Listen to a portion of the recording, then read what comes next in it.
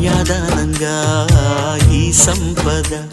చేపట్టే ఆవరుడు శ్రీహరి కాడ పొందాలనుకున్నా పొందే వీలుందా అందరికీ అందనిది సుందరి నీడ ఇద్దరి చేతులు పంచిన మమత పచ్చగా పెంచిన పూలత నిత్యం విరిసే నందనమవద అందానికే అందమనిపించగా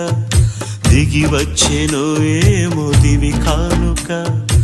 అరుదైన చిన్నారిగా కోవెల్లో దేవేరిగా గుండెల్లో కొలుండగా